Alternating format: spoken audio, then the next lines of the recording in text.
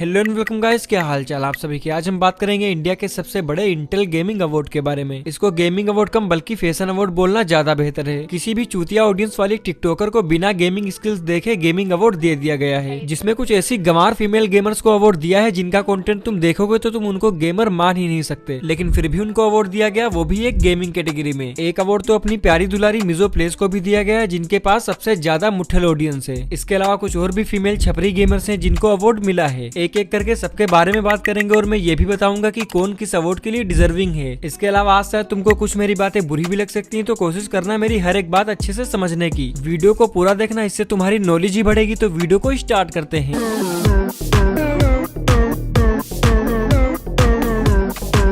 तो देखो, पहले ये समझ लेते हैं कि किस फीमेल गेमर को कौन सी कैटेगरी में कौन सा अवार्ड मिला है, क्योंकि तुम्हारे लिए ये जानना बहुत ही ज्यादा जरूरी है, वरना ऐसे किसी भी फीमेल गेमर को हेट या फिर रोस्ट करने का कोई फायदा नहीं। डिस्क्लेमर, ये वीडियो सिर्फ और सिर्फ फीमेल गेमिंग अवार्ड कैटेगरी के ऊपर है। पहले हम बात कर लेते हैं गेमिंग अवार्ड की कैटेगरीज, उनके नॉमिनीज और उनके विनर्स के बारे में। इस इंटेल गेमिंग अवार्ड में फीमेल्स के लिए टोटल 4 कैटेगरीज थी, जैसे streamer of the year, rising content creator of the year, epic streamer of the year, stylish gamer of the year. ये सारी कैटेगरीज याद रखना, वीडियो में आगे काम आएंगी। तो पहले हम बात करते हैं स्ट्रीमर ऑफ द ईयर के विनर और उसके नॉमिनीज के बारे में, जिसकी नॉमिनीज थी पायल गेमिंग, कासवी, जाया, मुठ्ठल ऑडियंस वाली मिजो और सोयस अचार। तो female streamer of the year का अवार्ड मिला है पायल गेमिंग को, जो मेरे हिसाब से डिजर्विंग भी है, और ये अवार्ड पायल गेमिंग को ही मिलना चाहिए था। और अब कोई कमेंट सेक्शन में ये मत लिखना कि चूतिया है क्या, पायल गेमिंग को डिजर्विंग कैसे बोल दिया, चूतिया साले सिंप। तो ऐसा लिखने से पहले वीडियो को थोड़ा आगे तक देखना, समझ जाओगे। इसके अलावा वीडियो में आगे इंडियन गेमिंग ऑडियंस का दोगलापन भी बताऊंगा, लेकिन उससे पहले बात करते हैं स्ट्रीमर ऑफ द ईयर के अवार्ड के बारे में, जिसकी विनर है पायल गेमिंग। आखिर स्ट्रीमर ऑफ द ईयर का अवार्ड डिसाइड कैसे होता है कि किसको देना है। देखो, streamer of the year award decide करने के लिए कुछ इंपॉर्टेंट फैक्टर्स देखे जाते हैं, जैसे पब्लिक वोटिंग, कंटेंट क्रिएटर की रीच और इम्पैक्ट, कंटेंट क्वालिटी और कंसिस्टेंसी। इसके अलावा क्रिएटर के अचीवमेंट और लास्ट में जूरी की वोटिंग। और अब जो भी इस क्राइटेरिया में फिट बैठता है उसको ये अवार्ड दिया जाता है। उम्मीद करता हूँ कि तुमको ये सब समझ में आया होगा। तो अब तुमको बताऊंगा कि पायल गेमिंग ये अवार्ड क्यों डिजर्व करती है। इसके अलावा इंडियन गेमिंग ऑडियंस का दोगलापन भी दिखाऊंगा। अभी मैं स्ट्रीमर ऑफ द ईयर के 3 स्ट्रॉन्ग नॉमिनीज को उठाऊंगा जिनके बारे में ज्यादा बात होती है। पायल गेमिंग, जाया, कासवी, जिसमें से कुछ लोगों का ये भी कहना है कि जाया या फिर कासवी को ये अवार्ड मिलना चाहिए था, वो लोग ये अवार्ड डिजर्व करती हैं। Payal gaming streamer of the year award के लिए अनडिजर्विंग है। तो डिजर्विंग और अनडिजर्विंग वाली चीज क्लियर होना बहुत ज्यादा जरूरी है, वरना ऐसे चूतिया बनकर कब तक जियोगे। तो देखो, वोटिंग, रीच, अचीवमेंट और कंटेंट क्वालिटी और जूरी की वोटिंग पर विनर डिसाइड होता है। इनमें से जो ज्यादा क्राइटेरिया फुलफिल करेगा वो विनर बनेगा, फिर चाहे वो कोई भी हो। तो अब तुम मुझे बताओ, रीच, वोटिंग, अचीवमेंट में पायल गेमिंग से जीत पाएगा कोई? अगर कंटेंट क्वालिटी छोड़ दी जाए तो पायल गेमिंग ऑलरेडी ज्यादा क्राइटेरिया फुलफिल करती है streamer of the year award जीतने के लिए। पायल गेमिंग से वोटिंग और रीच में तो कोई जीत ही नहीं सकता। तो तुम खुद मुझे बताओ कि कासवी और जाया को ये अवार्ड कैसे मिल जाता, जब उनके पास पायल गेमिंग जैसी गंवार ऑडियंस ही नहीं है। और पायल गेमिंग की गंवार ऑडियंस वोटिंग करती है, तुम्हारे तरह सिर्फ बकचोदी नहीं करती। इसके अलावा इंडियन गेमिंग ऑडियंस इतनी ज्यादा दोगली है कि वोटिंग करते टाइम नजर नहीं आएगी, उसके बाद रंडी रोना करवा लो इनसे। जितने लोग जाया के नाम का रंडी रोना करते हो, कभी जाया की स्ट्रीम भी देखिए जाके, एवरेज 500 की वॉचिंग आती है उसकी। जब तुम एक अच्छी फीमेल गेमर को सपोर्ट ही नहीं करोगे तो ऐसे चूतिया लोग तो अवार्ड ले ही जाएंगे। और अब कोई ये बकचोदी मत करना कि अवार्ड इतना मैटर नहीं करता। अगर तुम ये लिखने वाले हो तो तुम सच में एक नंबर के पिकाचू ऑडियंस हो, क्योंकि एक अवार्ड उसके लिए बहुत मैटर करता है, उसको लाइमलाइट दिलवाने के लिए। देखो, अगर ये सब सुन के किसी को बुरा लगता है तो बुरा लगता रहे, क्योंकि यही सच्चाई है। उम्मीद करता हूँ कि मेरी ये बातें कुछ लोगों को अच्छे से समझ में आई होंगी। तो चलो अब बात करते हैं अपने सेकंड अवार्ड की, जो है female rising content creator of the year का अवार्ड, जिसकी नॉमिनीज थी बच्चू, गेमर महक, प्रिया प्लेज और सिंपलेज। और ये अवार्ड मिला है चूतिया लड़की जिसका नाम है बच्चू एके रिया वर्मा। इसको तो आप सब जानते ही होंगे, टिकटॉक या रील्स पर देखा ही होगा, लेकिन फिलहाल ये गोडला की स्पोर्ट में है और इसी वजह से इसको राइजिंग कंटेंट क्रिएटर का अवार्ड भी मिला। इंडिया में कितनी फीमेल गेमर्स है जिनको इस अवार्ड के लिए नॉमिनेट ही नहीं किया गया। और नॉमिनेट किसको किया? जिसने सिर्फ 1 महीने पहले ही गेमिंग स्टार्ट की। ऐसा घटिया अवार्ड तो मैंने आज तक नहीं देखा जिसमें 1 महीने पहले आए गेमर को एक अवार्ड मिल जाए। ये तो वही बात हो गई कि best mobile game of the year का अवार्ड इंडस मोबाइल को दे दिया जाए। इसके अलावा अपनी थर्ड कैटेगरी है epic streamer of the year की, और इस अवार्ड को देखने के बाद मेरा दिमाग काफी खराब हुआ। भाई, कौन सा नशा करते हैं ये अवार्ड शो वाले, जिसको मन किया उसको अवार्ड दे दिया, जबकि उसमें 2 लोग ऐसे थे जो सबसे ज्यादा डिजर्विंग थे, लेकिन उनको ये अवार्ड मिला ही नहीं। इस अवार्ड की नॉमिनीज थी जाया, कासवी, कनिका, मिली क्या मिली, मिजो, जिसके पास सबसे ज्यादा मुठ्ठल ऑडियंस है। और ये अवार्ड पता है किसको मिला? मिजो को। ये अवार्ड का क्राइटेरिया जान के तुम खुद हैरान हो जाओगे कि ये अवार्ड मिजो को कैसे दे दिया। तो देखो, इस अवार्ड के लिए कुछ कॉमन फैक्टर्स देखे जाते हैं, जैसे उस कंटेंट क्रिएटर की गेमिंग स्किल्स, इसके अलावा उस कंटेंट क्रिएटर का गेमिंग कम्युनिटी के ऊपर इम्पैक्ट क्या है, इसके अलावा कंसिस्टेंसी और लास्ट में पब्लिक वोटिंग वगैरह देखी जाती है। और इनमें से जो ज्यादा क्राइटेरिया फुलफिल करेगा वो विनर बनेगा। और इस कैटेगरी में अवार्ड किसको मिला? मिजोप्लेस को, जिसके पास मुठ्ठल ऑडियंस के अलावा और कुछ भी नहीं है, ना ही गेमिंग स्किल्स हैं। स्किल तो छोड़ो, एक नंबर की बोट है। और कंसिस्टेंसी तो भूल ही जाओ, एक महीने में सिर्फ 5 लाइव स्ट्रीम। मिजो का इम्पैक्ट गेमिंग कम्युनिटी के ऊपर नहीं बल्कि लोगों की हेल्थ के ऊपर मिलेगा। जबकि नॉमिनेशन में जाया और काशी जैसे स्किल्ड प्लेयर्स थे, फिर भी अवार्ड किसको मिला? मिजो को। इसके अलावा जाया का गेमिंग कम्युनिटी के ऊपर क्या इम्पैक्ट है वो तो आप सबको पता ही होगा, लेकिन अवार्ड किसको मिला? मिजो को, जिसके पास एक नंबर की गंवार और मुठ्ठल ऑडियंस है। और मिजो प्लेस इतनी ज्यादा नूब है कि इसको डोमिनेटर लॉबी का बोट भी मार दे। मिजो को ये बात बहुत अच्छे से पता है कि उसका गेम प्ले देख के उसकी स्ट्रीम कोई नहीं देखने वाला, और इसीलिए मिजो अपनी क्लीवेज दिखाती है। और शायद इसीलिए मिजो को गेमिंग अवार्ड भी मिला। क्लीवेज देखने के लिए आदमी क्या ना कर दे, अवार्ड तो फिर भी छोटी बात है। लेकिन बकचोदी असाइड, एक अवार्ड कासवी को भी मिला है, epic streamer of the year का, लेकिन वो अवार्ड एक एडिटोरियल अवार्ड है। इसके अलावा अपनी लास्ट कैटेगरी है stylish female gamer of the year की, और ये इकलौता ऐसा अवार्ड है जिससे मुझे कोई प्रॉब्लम नहीं। और ये अवार्ड मिला है साक्षी को। ये पहला अवार्ड है जो छपरी लोगों के लिए एकदम मस्त है, क्योंकि गेमिंग स्किल्स तो है ही नहीं इनके पास। मेरे हिसाब से इसमें एक अवार्ड कैटेगरी और होनी चाहिए, best acting gamer of the year का, क्योंकि इन छपरी फीमेल गेमर्स ने पूरी जिंदगी एक्टिंग ही की गेमिंग करने की। बाकी तुम्हारा क्या ओपिनियन है, एक कैटेगरी ऐसी होनी चाहिए या फिर नहीं? बाकी जिन लोगों ने वीडियो यहाँ तक देखी उन लोगों का बहुत बहुत शुक्रिया। इसके अलावा अगर आपको ये वीडियो अच्छी और इन्फॉर्मेटिव लगी हो तो प्लीज इस वीडियो को एक लाइक भी कर देना। इसके अलावा अगर मेरा कंटेंट पसंद आए तो इस चैनल को सब्सक्राइब भी कर देना। बाकी मिलते हैं किसी और नई वीडियो में। अपना ध्यान रखना, take care, bye bye, peace out.